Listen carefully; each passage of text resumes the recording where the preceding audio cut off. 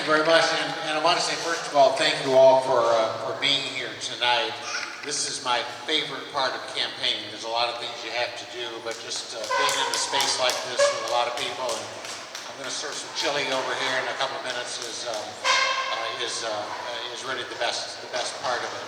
Let me tell you just a little bit about why I'm running for this office and what I hope to accomplish, and a real quick update on the campaign, and then as we're going through the line, I can have lots of chance to talk to people individually about certainly anything that is on your minds.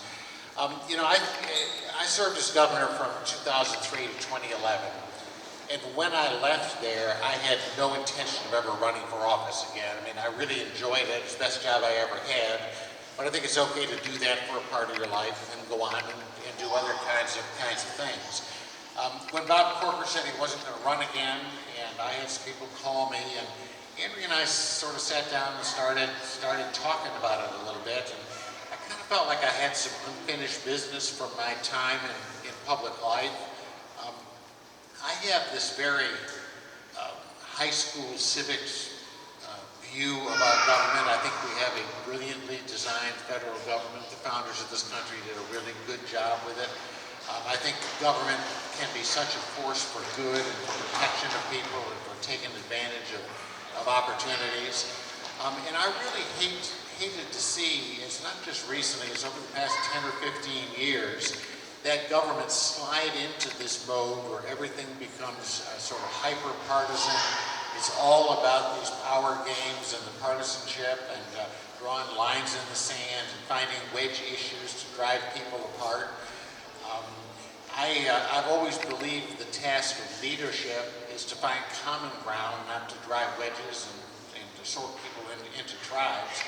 And I'm really very disappointed in what has become. I'd like to be a part of the solution. Now, I'd love to be able to stand here and tell you that if you vote for me and I get elected, I will go to Washington, the clouds will part, a ray of sun will come down on the Capitol, and all will be fine again. And I know that's not going to happen. It takes infinitely more work than that.